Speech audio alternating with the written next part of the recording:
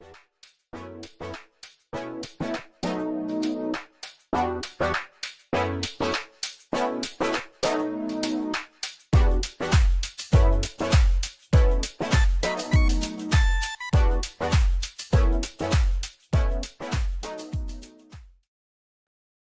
and welcome to Everything But the Cats. We are the only show on the internet.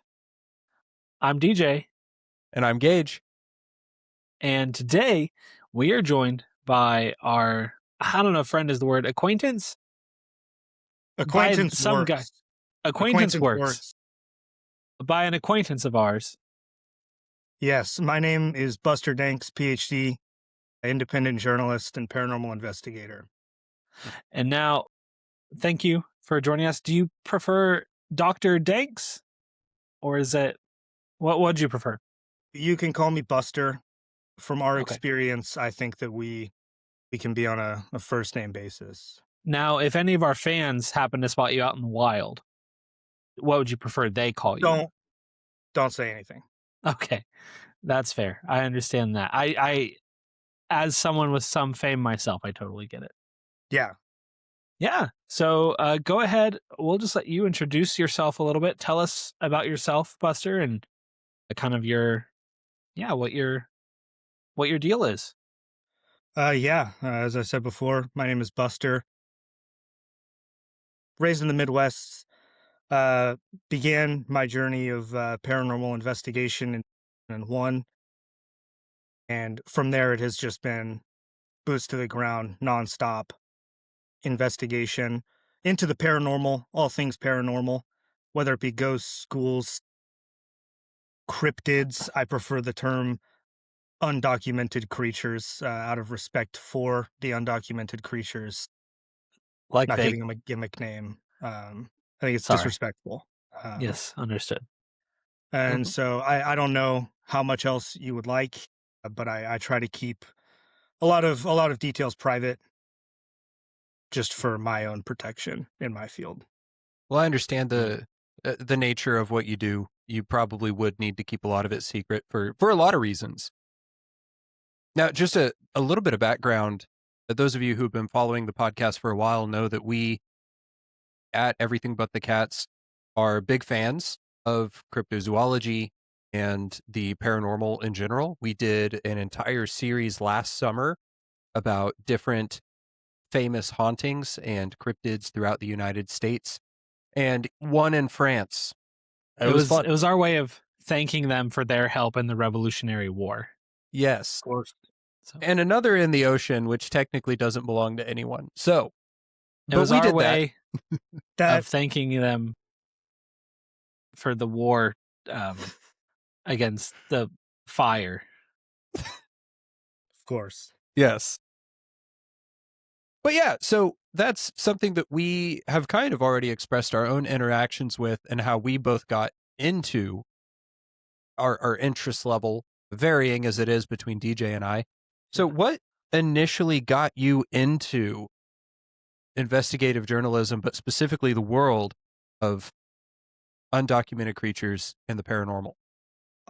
I always believed in the paranormal. I knew it to be true from the moment I took my first memory. I've known the paranormal to be true and real, but it's difficult to pursue success and financial freedom in a field where everybody thinks that you're crazy, right?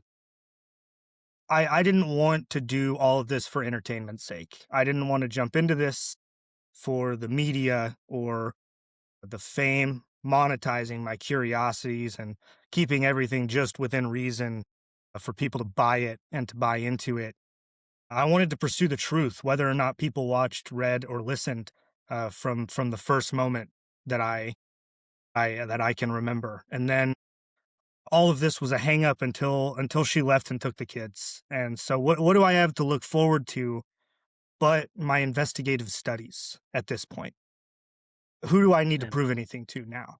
I've always had the desire, but I only recently reached a point where who cares if anybody thinks that I'm crazy? Mm-hmm. I want the truth. Sorry to hear that about your family, man. You don't have to. Okay, great. I didn't want to. So I did. yeah.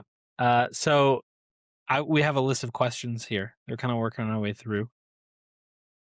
And the next one, I'm really good at segues. The next one is, was there a case early on where you realized this was more than just folklore, where it started to hit home for you? As a child, as I said before, I always saw through the cover-ups. They've got us watching TV shows like Scooby Doo, telling us it's all make believe, and having the monsters always just be people wearing costumes. But I saw through their lies the whole time. I saw through their lies. I saw through their deceit. I knew all along that they fabricated those happy endings for the kids, because if they didn't, then all of us would have watched Scooby and the gang be dismembered and be mutilated in front of our eyes. I knew that they couldn't show us that, right? From episode 1, I knew. From How, episode 1, I knew. sorry, how old are you? I'm 28 years old. Okay, sweet. Yeah, you said 2001, so this started when you were 3? That is correct, at 3. So help me understand this. This is in our list of questions. At what age did you put together that the animated children's show might not be real? I knew it was real. I knew it was misrepresented at the age of 3. I see. Age of 3. Dope. Awesome. I think I did listen to another podcast talking about that. Maybe it was... Nah. So, you yourself, you've always been a believer. You've always seen through the lies and the... just what gets put out to us. And so, how do you, as you interact with the paranormal, as you interact with the... I guess all of the fake stories that are out there, how do you maintain a level of journalistic integrity when you do that? I know obviously you said earlier that your goal is not necessarily people thinking you're crazy isn't something that you let hold you back. But like, how do you do that? How do you walk that tightrope, so to speak? It was hard for me not to stop you there. Journalistic integrity is a myth. It's made up. I report the truth. That's the most honest thing I can do. That's the most real thing I can do. And they aren't difficult to verify. The people just keep their eyes closed. It's not a matter of trying to fight for things that are hard to believe. It's a matter of trying to convince people that refuse to believe, if that makes sense. So I know that we're going to jump into this a little bit later on, but like there's just such an easy segue right here. Could you tell us just like a brief overview of maybe like your 5th coolest or like 5th, I don't know, most exciting adventure? Something that maybe you're not prepared to talk about later based on these questions. But, yeah. 5th most exciting. Or It's a strange 6th, I don't question. care. I got 4th? 4th? All right, I could do 4th. Great. Very, very exciting. Investigation in a cemetery, in an area not too far from where I'm currently located. Investigating it is a duo of spirits that haunted a cemetery near a residential area, fondly referred to as the woman in the white dress and the man with the candle. Many stories in local folklore and myth came about their origin, but I don't believe any of them to be true. What the truth is, I don't know. But the night that we investigated those two, it got out of hand for some people who didn't make it out as well as I did. But it was sure exciting and a lot of fun. So that does beg questions. Have you, in your investigations, ever experienced casualties? Yeah, that's just an unfortunate fine print in the contract of investigating this kind of stuff. Contrary to what a lot of popular paranormal TV shows or movies might lead you to believe the things that we're hunting can harm you, especially when you cast as wide a net as I do. Not only investigating spirits, but also undocumented creatures that have unpredictable dietary patterns and hunting patterns and are very territorial. Yeah, people have died, DJ. Sorry. What's like the third most exciting casualty you've witnessed? Casualty. I had an intern go into a coma. Hasn't woken up yet. Does it seem promising? I don't know. That was 10, 12 years ago. I haven't checked in. So the intern could be awake, living like a normal life at this point. I know that they are not, Okay, man. but Sad day. I didn't check in, so I don't Okay. know if it's promising or not. I That's fair. understand that. Makes sense. So while we're still kind of getting to know you, this is maybe one of the hardest hitting questions that we're going to ask this evening. Would you consider yourself like a skeptic who like reports and is like, fine, I'll, keep looking into this, I guess, or like a believer who's like on a mission? And if so, like what is that mission? I have to remain skeptical in order to be objective in my Sure. investigations. I remain a skeptic in any investigation until I'm given a reason to think otherwise, which is most of the time. But at that point, it does become a mission because the people need to know.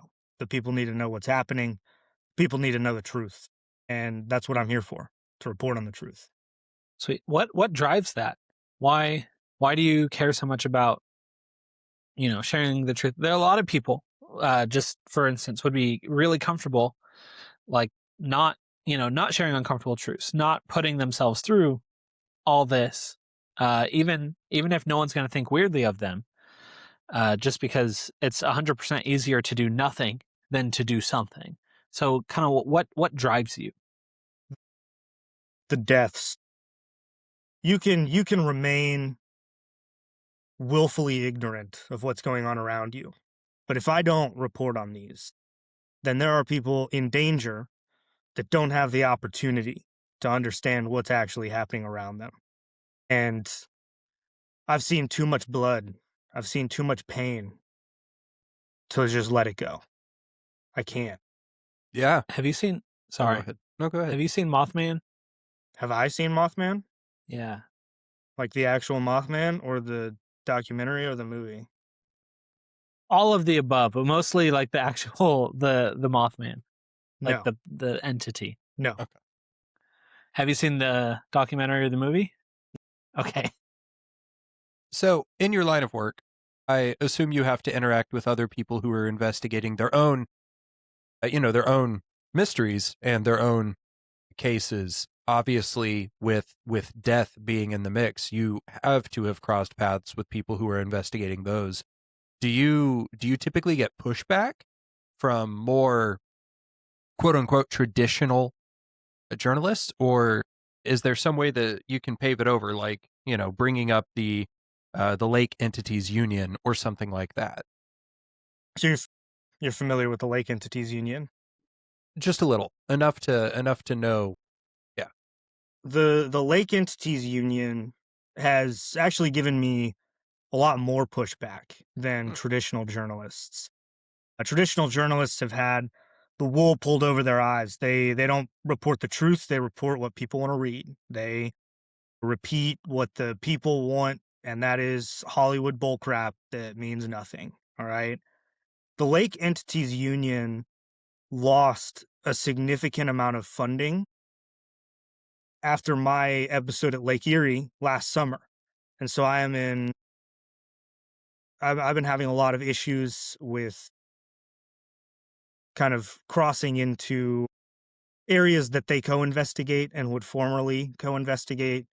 So they try to get back at me a lot more than a traditional journalist. Traditional journalists will kind of stay out of the way, but the Lake Entities Union we're not on good terms at the moment. So specifically them, or is it like, are there others, other unions and groups? There are, there's plenty. If you want me to be specific, you'll have to pick an area. There's so many far-reaching jurisdictions and areas of study that I'm sure we'll get to eventually. But Mhm. if there's any in particular that you're interested in knowing about, Well, I I mean, could. you're from the Midwest. I'm from the Midwest. We're all from the Midwest, essentially. Yeah. Uh, and you mentioned Lake Erie, which technically is the Midwest, which is very weird to think about. But like, are there any? So I live in Mississippi now. Are there any that you know of there? There's chapters Uh, like the Goblin Society has a Mississippi chapter. It's a bit more broad than in other places. mhm, Eh, I'm currently the acting president of the Cincinnati Goblin Society, mm. which I mean is it's a tough burden to carry, but they reach to all extensions, not only the United States but in several countries Hmm. worldwide. Like, how would I be able to join them, or is there something I'd have to do first? There's levels. There's levels to it. You could get in. Just how far your clearance goes would depend on how much you give. Would depend on Mhm. how high you climb. Okay, okay. I was just curious. I've been looking to potentially get into a group here. Fascinating. Okay, so just yeah. So the next question: would you do us a huge favor? I know you've been. I know you're. It's important for you to be kind of guarded with what you're doing and all all of that. Totally understand that. So as much as you're willing to share, could you share with us kind of what a typical investigation looks like? And I'm talking like very beginning to very end. So from like I imagine this is the beginning, maybe I'm wrong, but like someone thinks they hear a twig snap in the night and it could be Bigfoot to like you've got him in handcuffs. Um, Start to finish, moment of first contact to the moment that the case is settled. I have to be Yes. picky about some of the early stages and what I share because my investigation does reach into areas that would constitute illegal behavior that might get Understand me that. in a little bit of trouble. And by a little bit of trouble, I mean a lot of trouble, like federal prison trouble. Okay. And so I can tell you that I do take follow-up testimonials when it comes to specifically for ghosts, but often if an undocumented creature is reported, if it's a first contact, I will take testimonials, but normal hunts, I don't usually have to do that. Followed by an in-person investigation, and my in-person investigations go the same way every time. We have to be we have to be to the space and to the spirits and to the atmosphere. It's very heavily charged and sometimes very dark, and so when I am performing an on-site investigation into a paranormal account, once being given a reason to go and see it for myself, I begin with 3 hours of complete silence. It's a 3-hour meditative state. If the silence is broken, I reset the timer and I go another 3 hours. It's crucial. I need time to calibrate the local air, adjust my own vibrations, adjust my own aura. I then deploy perimeter salt, Sorry, which, real quick. Could you give us just like a brief, like 15-second demonstration of what that process is like? yeah, that's no problem at all.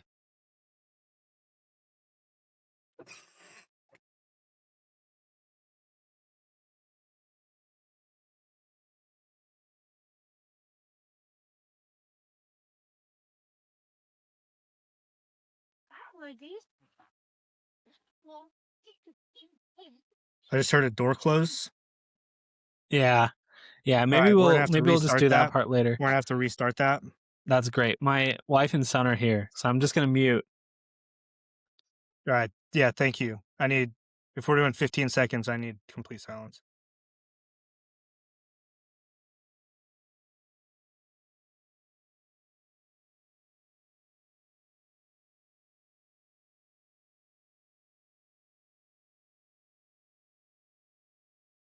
So that's about what 15 seconds, a 15-second look at what the beginning of my investigation would look like.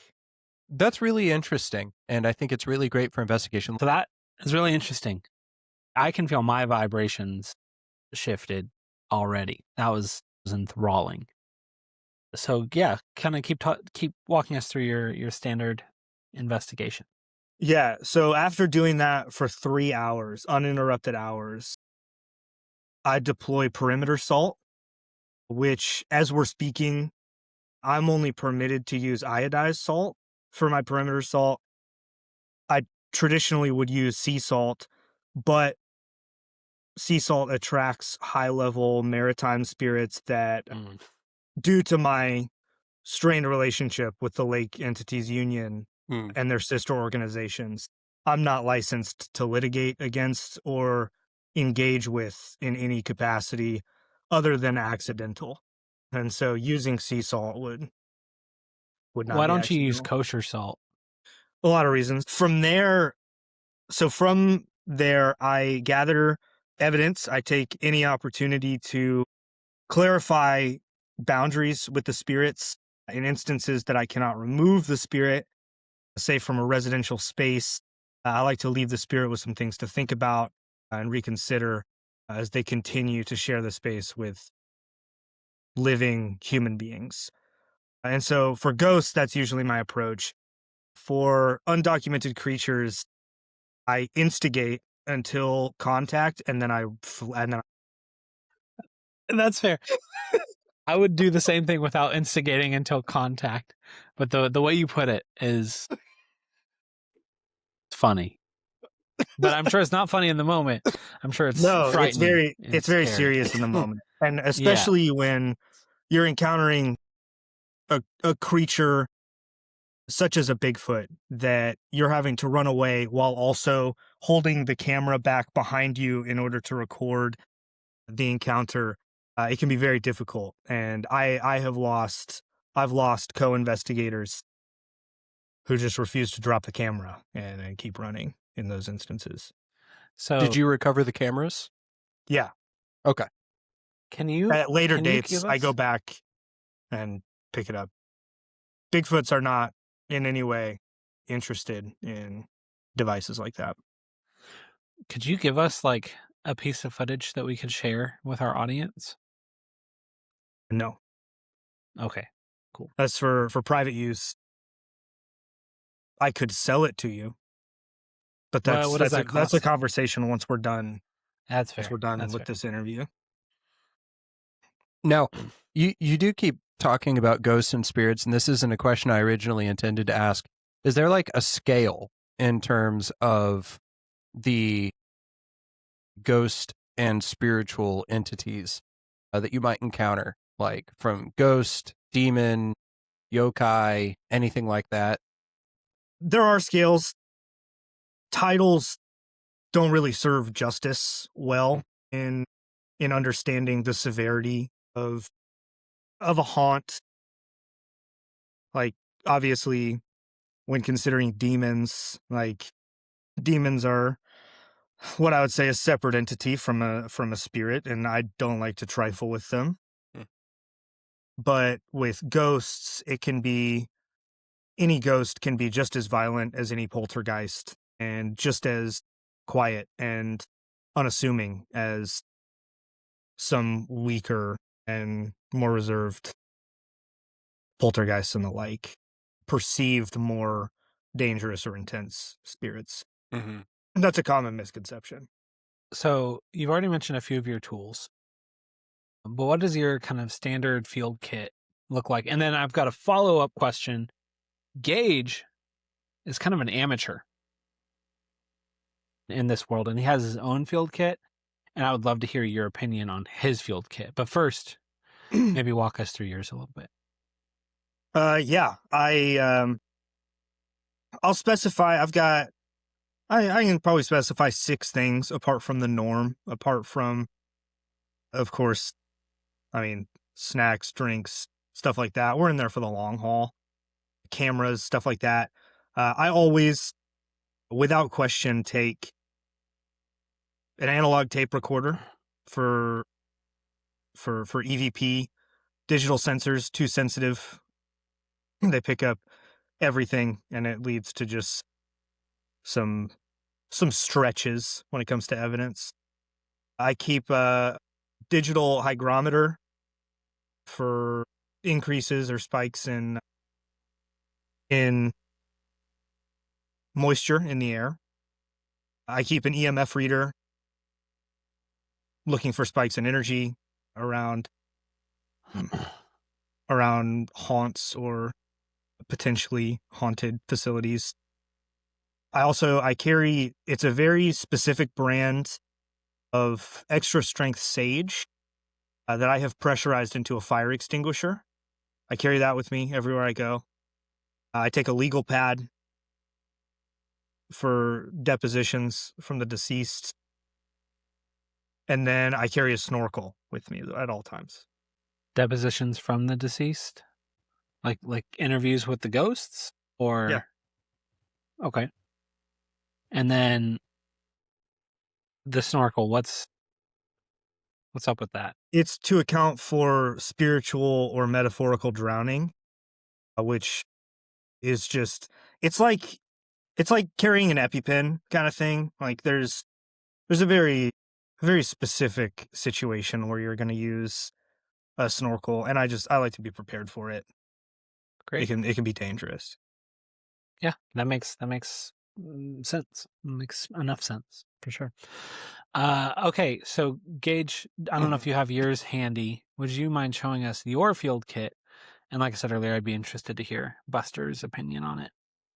Yes. So I have a Bigfoot research kit that I was able to acquire through official means. And it includes several things in it to be useful. One of them is my Bigfoot research team ID card. And on the back is the Bigfoot code, which, just as a reminder, because I'm sure you already know it, is that Bigfoot respects the earth. Bigfoot never dumbs down. Bigfoot does what's right, not what's popular. Bigfoot helps those in need. Bigfoot understands the introvert's need for alone time. Bigfoot doesn't gossip. Bigfoot eats only healthy foods. Bigfoot doesn't judge people, and Bigfoot is never conceited. Now, in my own experience, Bigfoot doesn't really live by this code too often. Would you? Yeah, that code is somewhat dated, and we have not seen an update to it. Like as you mentioned, recent findings have contradicted what was originally believed about the Bigfoot. But yeah, I agree. It could use some fine tuning. But also, I have a Bigfoot foot chart that compares it to other creatures, for instance, like a deer, a black bear, a gorilla, a human, and then also both a young and an adult Bigfoot, all present. And that could also be a male and female Bigfoot. And that, knowing the kit that you have, we have actually found that is slightly below the average finding of Bigfoot tracks. So they get bigger than we used to think they did. Yeah. Either they have always been bigger and we just didn't find the bigger ones, or they are evolving, which sounds pretty dangerous to me. But many other professionals in my field would say it's not alarming in any way. Okay. So, I was trying to look up the Bigfoot code, and I couldn't find it online. I So also it have must my be obscure. That makes sense. Bigfoot evidence flags. The evidence flags. Yeah. And scat bags. I just I want need some bigger bags. That's what I thought, but this is just what came with the Sorry, that's for Came with holding the it in kit. when Bigfoot starts like you just kind of capture that and you can release it whenever. And that's what I understand. That I'm was curious. really quality, DJ. Thank you. Do Scooby-Doo-ba-doo-ba-doo, you feel like ba-da-ba. Bigfoot does respect the introvert's need for alone time? I think that's the one thing that I wouldn't reword in that whole code. All right. Okay. Yeah, no, that's my kit. It also had like a journal in it, but that's standard issue with these kinds of things. Yeah, I'd say there was a time when I would have been okay taking that kit into the field. Now, you're almost guaranteed to die. There's not enough precaution being taken Mhm. in that kit. You need a newer kit. They're a bit harder to find since the Department of Anomalies was kind of folded all those years ago. So there's not a lot of standard issue Bigfoot kits.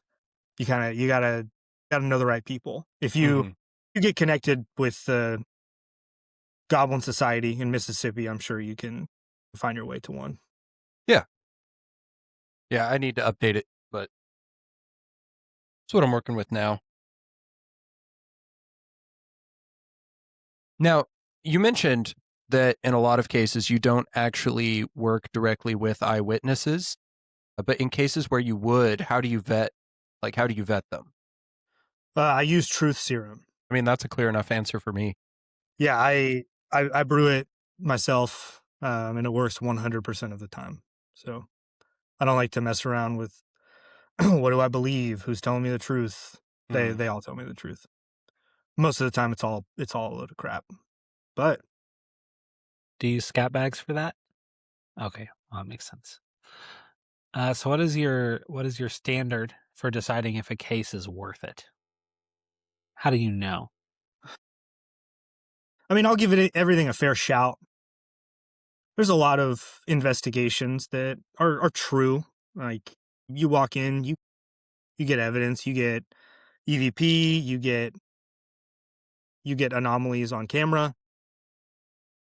The standard for, I mean, what goes beyond that. So, say coming back to a location or a follow up with impacted parties always revolves around the potential for consequence. I seldom follow up, investigate compelling cases. Evidence never hurts. I'm apprehensive about removing entities or harming ecosystems of undocumented creatures by removing them. Like Weeping Woman in White crying all over a cemetery. That's cool, makes for a good blog post. That's private, right? Let's let the woman weep. Not my business. I'm just going to leave her back, all right? I come back and I really put my foot down when it starts messing with the wren, all right? When it starts messing with the pipes, when it starts messing with new parents keeping their newborn up at night, all right? Laugh real creepy, leave a little ectoplasm on the skirting boards, fine. Do it. I don't care. Tank a man's credit score, send a man to the loony bin, you're done. All right. Then I'll start being really aggressive in how I handle a case or an investigation. But it seldom gets to that point. Like I said, I don't like to interfere. Let what happens happen. So you mentioned a couple things in there that I did just want to briefly kind of follow up on. So with most of your investigations, your goal is purely to get the truth out there, whether for people to read about it or watch it. But you said that you don't like to go much further to like invading the life of whatever you are investigating at that time. So, like, how do you do that? Like, how do you draw that line in a way that is consistently within your morals and your ethics as far as what you're doing? Are you asking how I make the determination if something has taken it too far and I need to step in? Or are you Not talking more practically? How do I actually Yeah, How do I more actually explain? practically. Um, there's a number of devices that, frankly, I'd have to show you Mm. in order for you to have an idea of what I'm describing. It's, we're talking devices and practices and actions that kind of go beyond what I can verbalize. Can you just name drop one of the devices? So one working title for a weapon that has been used by a number of paranormal investigation units. I have yet to get my hands on one. The pressurized static induction harpoon has been, really leading modern technological advancements in um, capturing, removing, relocating, or um, permanently disposing of particularly violent spirits. It's like uh, the earlier sort of versions of this that were a little bit less more like MacGyvered together, or like it was a converted CO2 canister rigged with copper, injecting 40,000 volts directly into a localized atmosphere. It has since become a little bit easier on the eyes. I've Mhm. never used one, but I've seen it. It's really, it's really strange. It's really strange to look at. Now, in terms of the equipment that you use, the in your investigations, do you prefer to use stuff that is specialized for these investigations? Like in terms of recorders, I assume you're using cameras and recorders of different kinds. Do you like digital or analog, or do you like it on tape? Like how do you do all that, or do you have something that's completely specific to what you're doing? There's some things that are specific, but you don't need them. And I prefer to keep things as close to analog as possible. Mm. Like I mentioned, I take an analog tape recorder. There's a lot less opportunity for interference. Modern gadgets, doohickeys, the like, they're just they can capture things, but they're just I like to think of them as witnesses that can be bribed by electromagnetic interference. Like if you look at like a spirit box, you can sure get a word to get spat out, but it's not much of evidence, more just something cool to show people. Mm-hmm. Um, Analog technology, that's evidence. That's capturing a voice where there shouldn't be a voice. Not really giving an opportunity for anything else. So like EMF readers, you're not all in on those. They don't sell it for me. I use them, Mm-hmm. but if we're in, well developed areas, it's not going to make much of a difference Mm. as long as the power's on. It's not going to show me spikes that shouldn't be there. It Yeah. makes sense. But some rural or abandoned places, yeah, I think it works fine. There's not as many opportunities for interference there.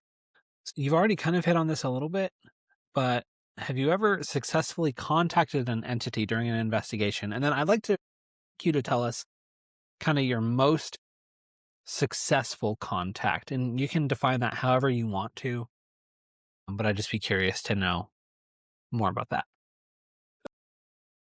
Yeah, I've successfully contacted entities. As far as most successful, like how do you really gauge success? Your choice. I can I can give you an account, a very personal, a highly personal account of a success where much more than evidence, I handled stuff. That there was an instance, a camera captured a reflection of a man standing behind me, looked exactly like me in every way. It was almost like a mockery because it was in every way similar except that it was wearing a Rolex. It was wearing a very nice watch. far more than I could afford at the time, which at that point, I'm not scared. I'm insulted and I'm angry. So I spent the rest of the night, and where I gauge success, this is me stepping into realms I never thought I would. I spent the night physically attempting to evict my own reflection from that hallway mirror. And I succeeded.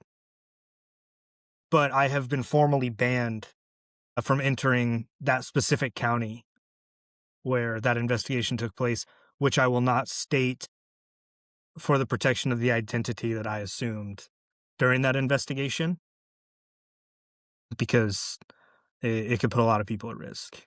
Can you give like just generally the type of crime you were charged with?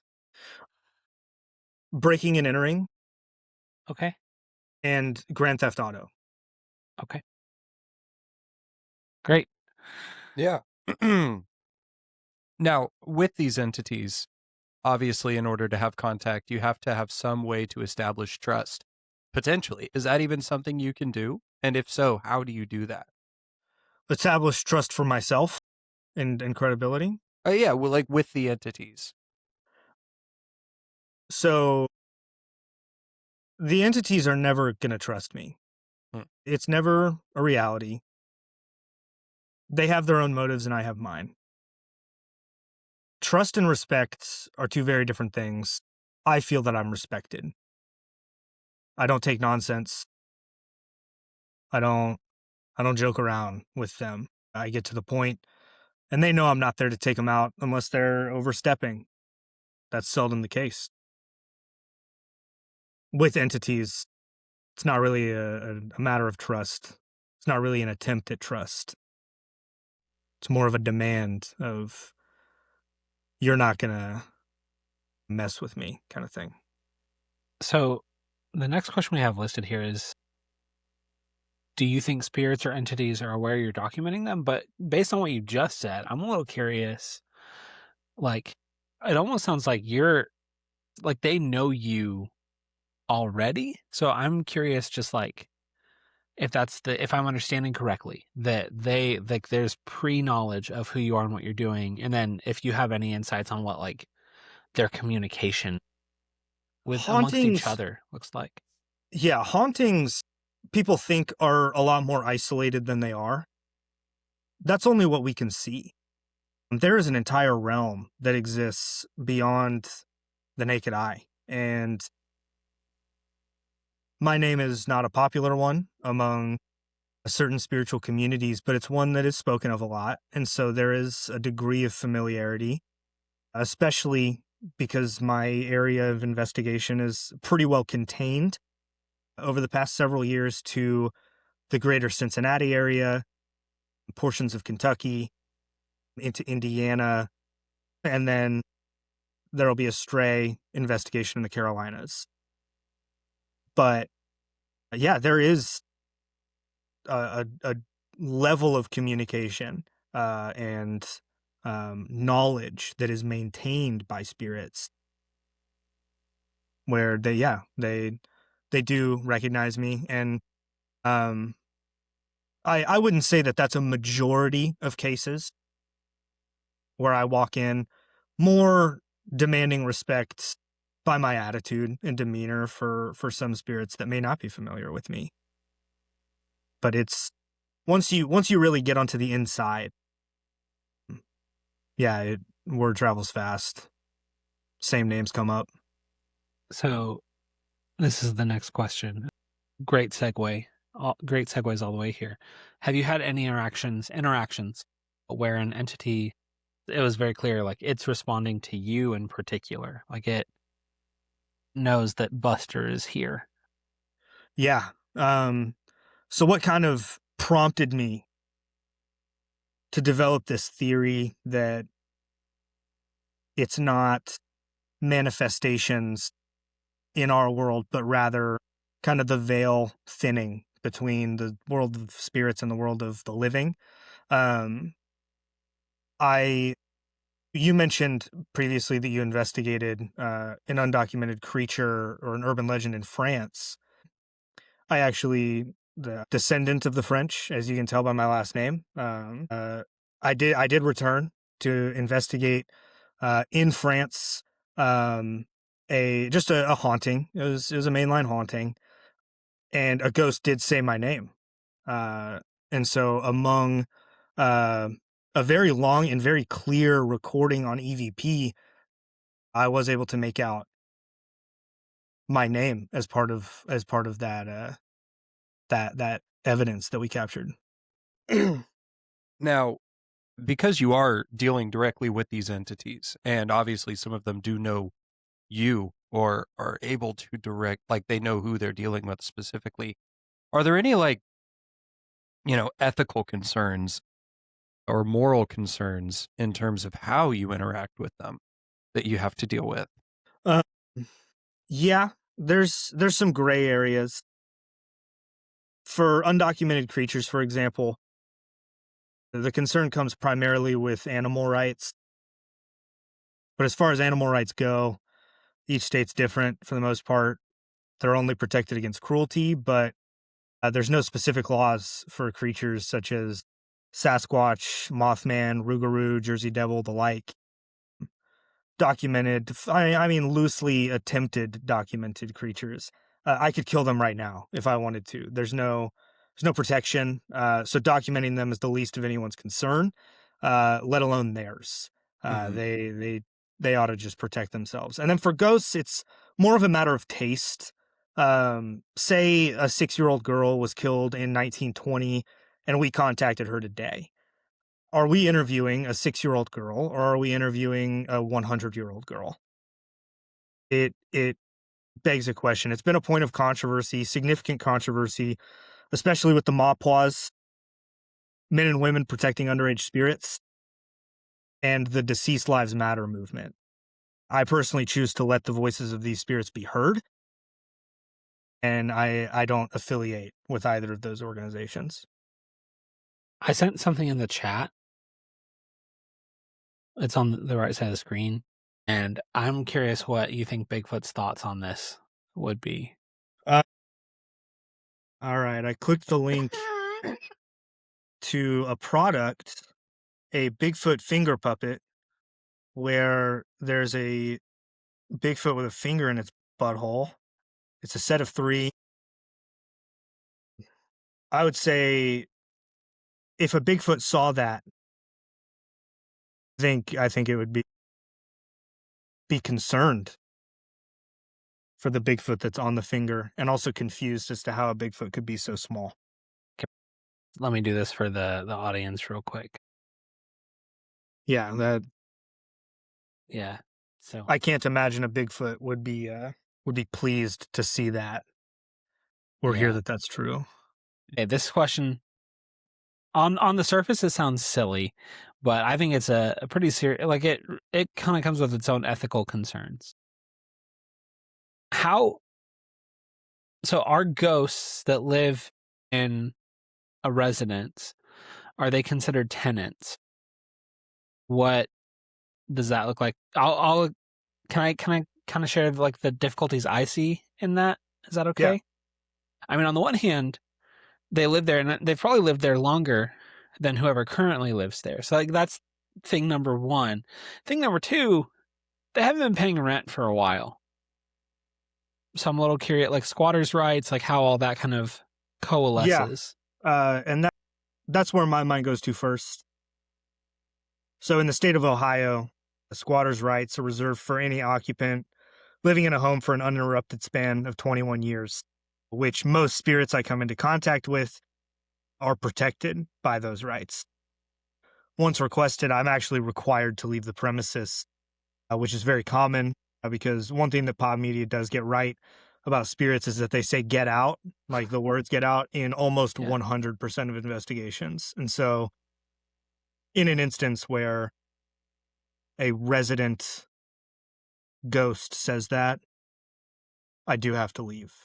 So this isn't necessarily in line with that. Well, actually, it kind of is. I'm curious. How do you determine if they are a legal resident if they start out by saying get out, or do you just kind of have to assume for the safety of it? I ride on the safe side ever since, once again, the Department of Anomalies folded. We don't really have anybody to look to as the final authority on those calls, Mm-hmm. but I can get into some a lot of trouble publicly with some remnants of those high level paranormal investigators and suits and stuff like that. Mm-hmm. Um, and like I said, I like to keep a degree of respect with the spirits I come in contact with. So um, yeah, it's just a personal judgment call. I Mm-hmm. wouldn't say that other people in my field necessarily follow the same guidelines, which frankly makes me disgusted by them. But to each their own. Yeah. Now, because you have experience with a number of anomalies, undocumented creatures, and different kinds of ghosts and spirits, what would you say has the most consistent reporting around it, maybe true or false, or one of each, in the world of your investigations? It's hard to say. I'd say you're getting just about the same story. You're getting just about the same story every single time that you investigate one specific creature, which is actually my specialized area of study, and the reason that I moved to this area in the first place. The Macaque Man of Independence, Kentucky. Mm.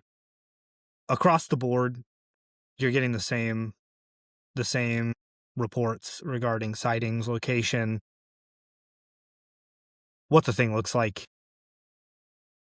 I haven't had any strays, but with every other area, you're talking ghosts, ghouls, um, a variety of undocumented creatures.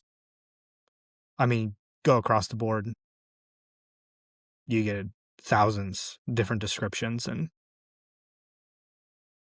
it it doesn't make us look good. Mm-hmm. So it's kind of irritating a little bit. But with the Macaque Man, it doesn't stray too far from what we know. Now, this is an entity that I am not familiar with. Do you have any other information you could give me on the Macaque Man? The Macaque Man is there's not much to know. We talk about Bigfoot being hide and seek world champ on all the cute window stickers and bumper stickers and stuff. The Macaque Man has his number. This is a creature that has just found a way to avert documentation, to avert photographic evidence, to avert every trail cam.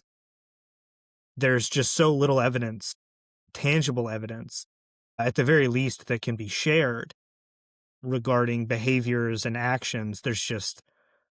You can only speculate what you can attach. And so while I personally have seen the Macaque Man, there is no photographic evidence, anything of the like, and there's very little to actually report on why or if you should be afraid. But I always want to know more. Mm-hmm. Hmm. Now, do you think a lot of these creatures, a lot of these undocumented creatures, do you think Bigfoot, as you just mentioned, the Macaque Man, for example, are they? I think it's kind of obvious to a degree, but are they intentionally avoiding humans, or does it just happen by a product of where they live? I believe that these creatures are hiding intentionally from certain humans. Hmm. The same agents that pursue Bigfoot to no avail are the same agents that would impose like a property tax or a loitering fine on a creature like that. Or worse yet, they could hunt them with firearms or bows. You get a lot of harmful hunters and investigators in this field that, they only want to do harm. Bigfoot are incredibly smart. They're much smarter than the common man. So it makes sense that they're picky about who they let get close to them. Hmm. Harm only comes when the wrong people cross the wrong boundaries. But yet it is definitely intentional. Now, you also have already kind of answered this to a degree, but are there regional differences between the sightings and maybe even the behaviors of certain undocumented creatures and spirits? From what I can tell, it's purely environmental. I've seen spirits from sea to sea, and where I'm settled here, um, in within teleportation distance of Cincinnati, Ohio, the reported beings like undocumented creatures and ghosts are a lot more grounded in this area, commonly more humble, but still a little bit like racist, just because of the roots. Not as bad as some spirits to the south, but when you hit like big cities or West Coast, it's just entitlement. Like Mm, you're looking at ghosts that are floating around for the attention, or undocumented creatures that are maybe popping a little bit further out from behind a tree than they usually would. mhm, Really, really seeking out the attention and um the but out here, a lot of these ghosts have been here longer than the roads, so they're very old fashioned, very down to earth. Like I said, just it's not they don't change really, except in attitude and in the impact of their environment. yeah. Would you say salt of the earth, kind of, for the area you're in now? Uh, no, I mean there's still the racism, Oh, um, that's true. Yeah. which is not great. Now, is there an undocumented creature? Now, obviously, you have had encounters with some of them. Now, I'm not going to ask you to name every undocumented creature that you have had some kind of encounter with, but of the ones that you have, or let's frame this up a little differently. Of the creatures you have yet to have an encounter with, what do you think has the most credibility? Oh, that I have yet to have an encounter with. I keep an open mind about the chupacabra. Mm, That's not an area of the country that I have a lot of experience in investigating. I don't like the heat very much.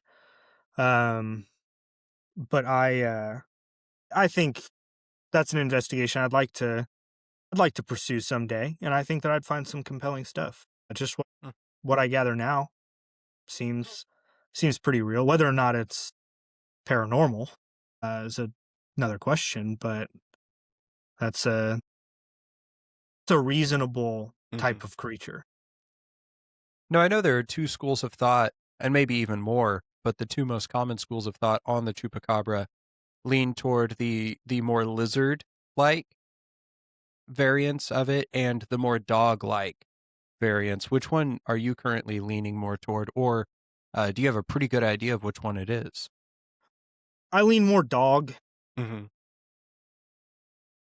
I can be convinced. I'm not sold, but I feel that most representations are more lizard adjacent than dog adjacent, just from Mhm. what I read and gather.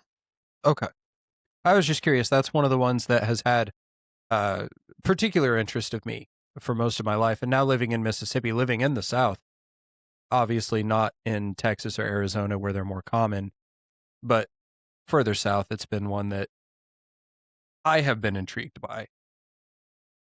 Now, if you obviously your goal is to tell the truth and to make sure that other people have an opportunity to hear the truth, what is a cryptid that or an undocumented creature that you would like stand 10 toes down is 100% real and viable? I'm kind of Uh, jumping ahead to a different question, but it goes with this one that I just asked. yeah, I there's no reason for me to believe the Bigfoot's not real. Hmm. But yeah, the Bigfoot and then the Macaque Man is one that I'm really trying to get my hands on every day. I I dive deeper and deeper with the Macaque Man. and done in Independence. There's, I would argue, there's a lot more that I'd go to the grave saying aren't real. Hmm. With undocumented creatures, there's often an explanation. There's more that I haven't even investigated than that I have. But those that I have, I'd say it's closer to a 70-30, that I actually walk away believing less Hmm. than when I started. There are two in particular I'm interested in, actually. I'd love your thoughts on the Jersey Devil, as you mentioned earlier, but also the Rhinelander Hodag. The Rhinelander Hodag. Mm-hmm. Man, look at this thing. She's a beaut. Genuinely one of my favorite cryptids. This thing Like, genuinely. rules. What is the Hodag classified as? Hodag. It's like a lizard? Kinda, but it's like supposed to be the size of like a bear or something. Okay. So first with the Jersey Devil, I have every reason to believe the Jersey Devil's real. Um, I wish it would have adopted a different name. I mean, it closely resembles a big bat. Could have gone Batman, Bat Boy, Bat Guy. Would have been nice. And then with the Hodag, there's a lot of explanations. I haven't dived very deep with the Hodag, but the same kind of explanation as with like dinosaurs. Lizards never stop growing. I mean, who's to say that one hasn't reached a point of just being huge and continuing to be sighted and continuing to evolve and develop? I'd say I'm in on the Jersey Devil. I'd say I'm undecided on the Hodag. Gotcha. Now, these entities, do you think that they are aware of their own media presence, even to the point of like trying to curate their own image? Yeah, absolutely. They feed on the narratives, whether it be ghost or undocumented creature. I've seen entities intentionally distort trail cameras and night vision cameras because it makes the screen grainier. Like when you look at photographic evidence, it always like, could it be? Is that a person? It's always just a gross looking picture. And then once the screen's grainier and harder to make out, they go full blown apparition, right? Mhm. They show the investigator 100% you're looking at a ghost, but the camera, it's a little bit harder to convince some skeptics that what you're seeing is actually an apparition.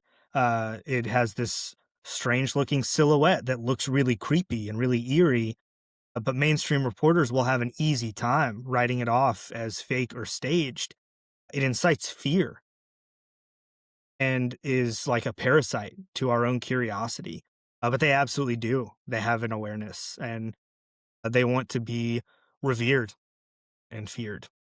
What has been your most dangerous investigation? Sorry, this is the next question. There's not a good segue other than Doug Hetty.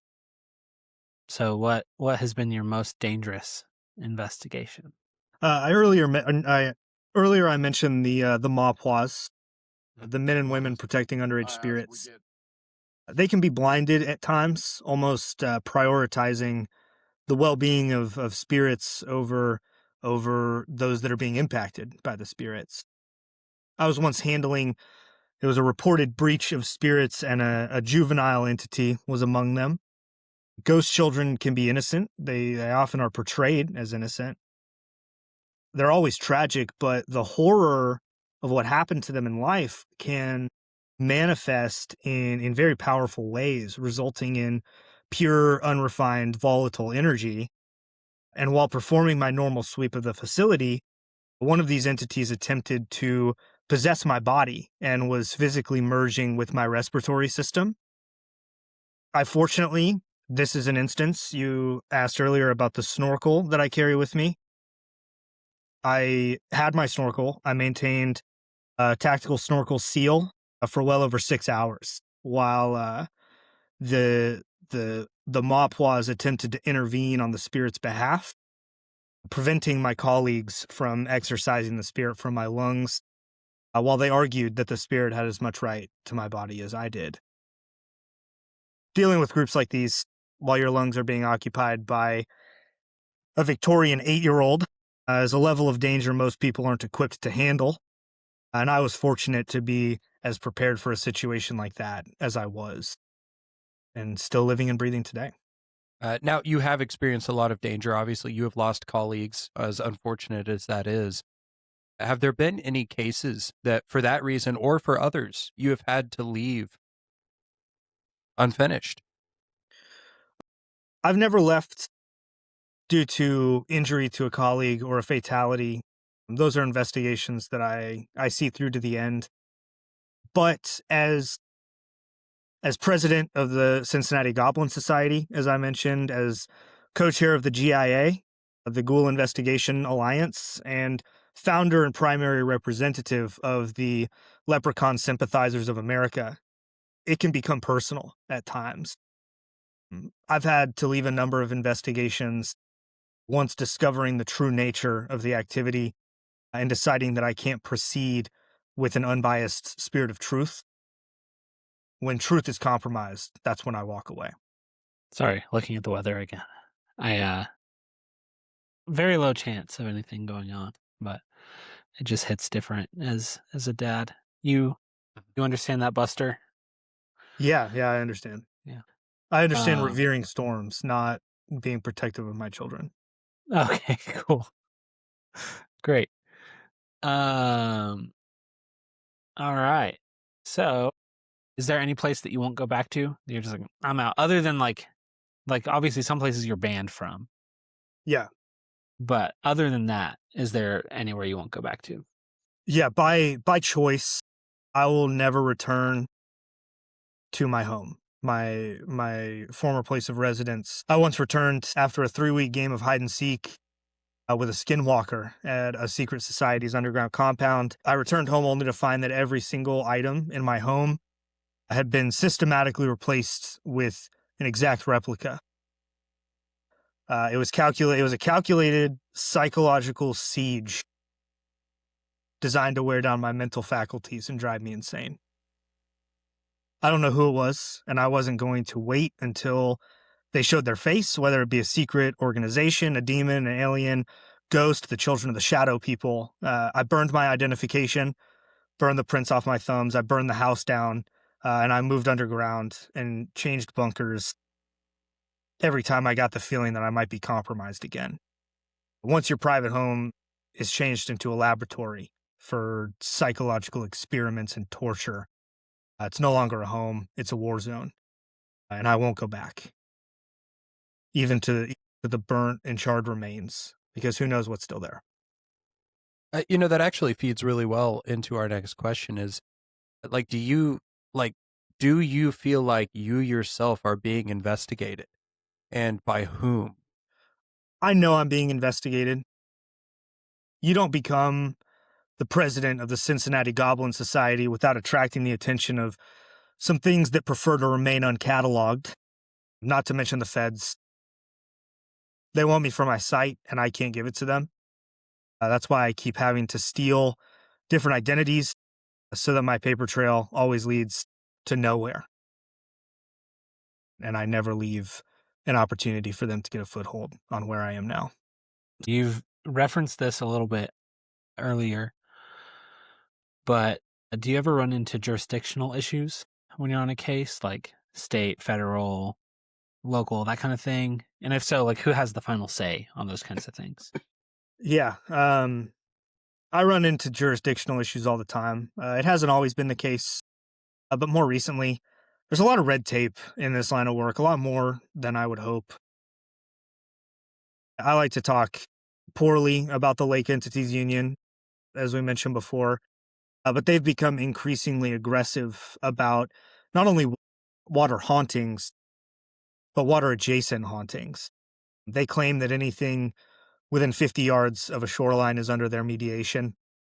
I've had investigations stall out, like for a spirit hopping from a basement into a drainage pipe and thus becoming union protected, like they have the manpower to take on a case like that. They never do. But the final authority really comes down to who you ask. It's mainly about who has the bigger gun, or in most cases, who convinces clients to believe them. It there have been times where the U.S. government tries to keep up this idea that the Department of Anomalies is still up and running. They went dark after their best men unsuccessfully spent 25 years and $25 billion in taxpayer dollars trying to figure out how to tax ghosts. They were not successful. They can't find anyone to take up the work, and their budget was absolutely reallocated, but they don't want people to think that, especially investigators and private unions and societies. But I don't need them to determine if a house is uninhabitable due to non-corporeal squatters. And I personally don't submit to the authorities that claim they have oversight of certain areas. I just do my work and avoid dying. Is what I'd say. It's good work. So after all that you've seen and all of the, everything that you've had to encounter from the different organizations that you've interacted with and from the entities, like how do you balance and maintain a healthy level of skepticism with the belief that you definitely will have after those interactions? Belief is a demand when you've seen the things that I've seen, not a choice. I don't believe in these entities any more than I believe my neighbor's dog is biting me on my plump ass every time I try to walk home. Once I'm faced with reality, I believe it.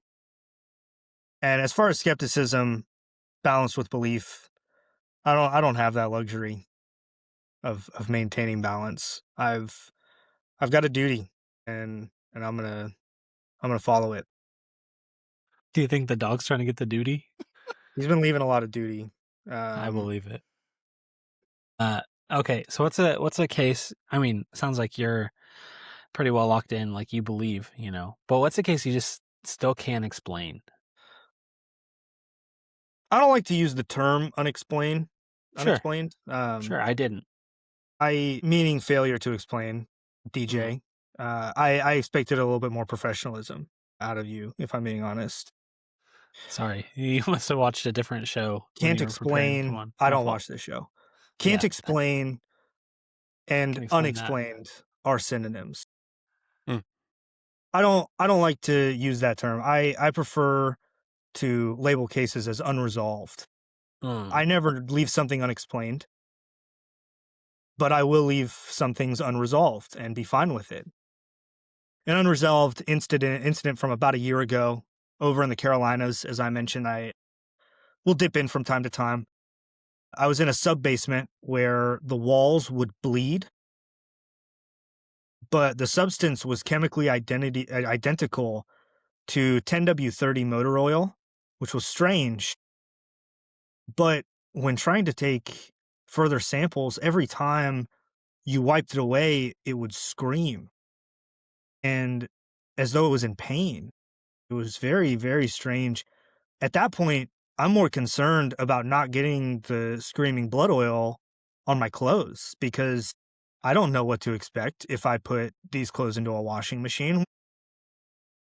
What's the oil going to do then? Right? So I will gladly leave an investigation like that unresolved. That doesn't mean it's unexplained. An explanation is there. Could you I just haven't resolved explain to me what would happen if you did that? I don't know. I didn't do it. Okay. Interesting. It's unresolved. Mm-hmm. And very thoroughly explained, I might add. So,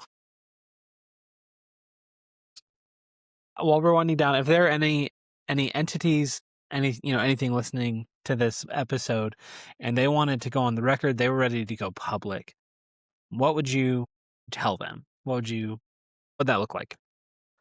If they were trying to utilize my own platform or any platform, they just want to Um, go public, start a TikTok maybe?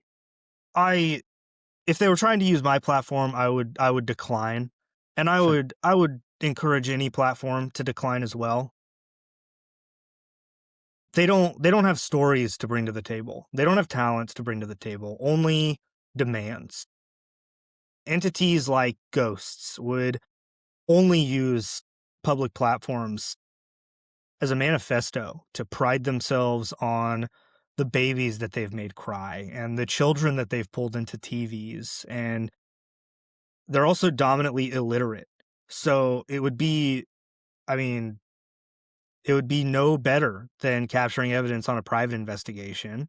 And it would definitely be no more convincing because we wouldn't be able to understand plainly what they said without professionals managing it. So for them, I'd say, keep your trap shut. We don't want it. Before we do ask the last two questions, were there any others that you hadn't answered that you were excited to share that we didn't ask? That's a good question, Gabe. So I had, let me look through 'em. I had a follow-up question that I thought you were going to ask that you didn't. When I said I was investigating a spirit in France that provided a very long and clear recording on EVP, I was expecting you to ask what the EVP said, and I was going to say I didn't know because I don't speak French. Okay, so I the think beauty we of don't even- editing. I don't think we asked the question. I think we leave it exactly as it is. Buster, do you speak French? No. Disappointment to your ancestors. You're right. How does that make you You think feel? I don't look in the mirror and say that every single day? Do you? I do. You think I don't? I look in the mirror every I day think and you say don't. Buster is a disappointment to his ancestors. All right. Were there any others, Buster? Yeah. What did we skip over? It was mostly just toward the end. Yeah. Um, Yeah, we're starting to get into bad husband territory. I don't think so. Okay. Then If you skipped a question, usually for the few that you did, I would incorporate that stuff later, just as part of Yeah. a different response, if I thought it was really funny. Then okay. We have two more questions. One of them's kind of a two-parter, but what are you currently working on? Obviously, you've got your investigation of the Macaque Man that's going on, but like, what is the next big thing that you're planning to do if you are allowed to share that information? Yeah, I've got a lot on the horizon. I'm currently in the middle of tracking a series of unauthorized vibrations near the Ohio River. It is outside of 50 yards, so I shouldn't face any complications with the appropriate jurisdiction. I'm also prepping for spring. Spring brings a lot of stresses and a lot of seasonal surges in goblin activity, leprechaun activity, custody battles, and the like. And every year the goblins get bolder and bolder, and this year in particular, I need to really reinforce my my underground perimeter. If I didn't mention it earlier, I did move underground and move around bunkers. And honestly, I think they might get into the bunker this year if I'm not careful. Mm. There's a lot that I'm having to do to prepare for the spring. So, last question, and I promise goblins aren't allowed to watch this, and I wasn't paid by one to ask you this question on their behalf, so don't ask me any more questions. Where can people find you? It's not a where, it's a how. They can't find me. If you're hearing this and you need my services, I'll find you. I don't have a phone. I don't check the mail because that's exactly where they would expect me to be. If you get desperate, then you need to create a situation that I can't ignore, that I have to pursue. Your best bet, leave a detailed report of a territorial breach near the Independence Trailhead. Maybe I'll get to it, maybe I won't, but just as a fair warning, if you're looking for me just for a ghost story, just for a little interaction, just stay home. Leave the lights on. Don't go trifling. All right. I have real work to do, and there are real dangers to this. And it's crucial that I stay focused on what's really going on. So, for whatever that's worth, that's your best bet if you're in need of my services. Sorry, real quick. It looks like we have a question from a listener. And it says, "We know you still are under Miss Creech's house, and we're going to find you and we're going to get you." Does that mean, and I don't, A does that listener mean sent anything that? to you? What was Is there that? a name? Is there a name attached to that? You said a listener submitted that question. Yeah. Big Gobbo 42. Sounds threatening. That's Screaming Goblin to me. Yeah, sounds like it. They might think I'm still under Miss Creech's house. I'm not. I wanted them to think that. I left a body double in my former bunker. It's a big middle finger to you guys. If you're actually the goblins and you're not just some punk trying to mess with me, I'm not afraid of you. I'm not afraid. Sweet. Well, that feels like a good place to end it. Yeah. Thank you so much, Buster, for coming on. Thank you for sharing some of your stories. Thank you some for of what having me. you've been through. I did have Yeah. I did have two more questions. I never asked at the top. What is your PhD in? I have a PhD in metaphysics from the Columbia Pacific University. Okay. And then when we ask where can people find you, it's not necessarily for your services, but like you are doing these investigations, and I know you're not doing it for the fame or for the money, but to get the truth out there. Where can people find the truth that you're getting out there? You have to be picky. Mm. I share my findings anonymously, so it's under a pseudonym. That it would kind of defeat the purpose if I shared with my face and voice attached to it. But as you guys, somewhat old friends of mine, you may be familiar with aliases that I've used in the past.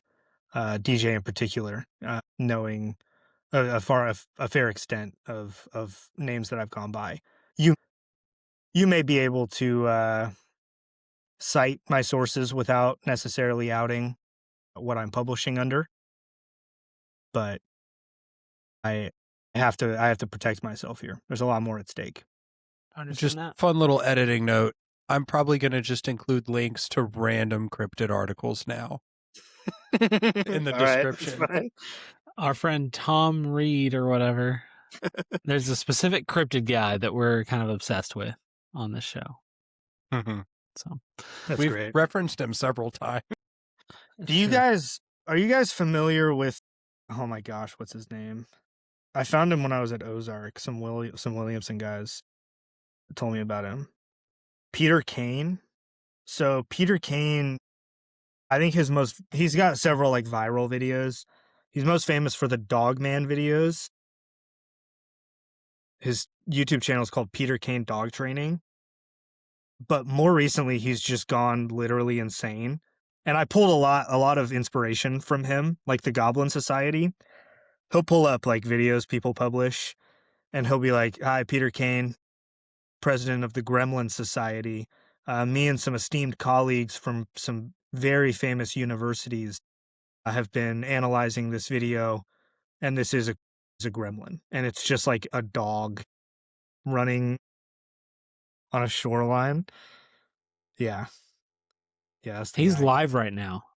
He goes live all the time, and he is a savage.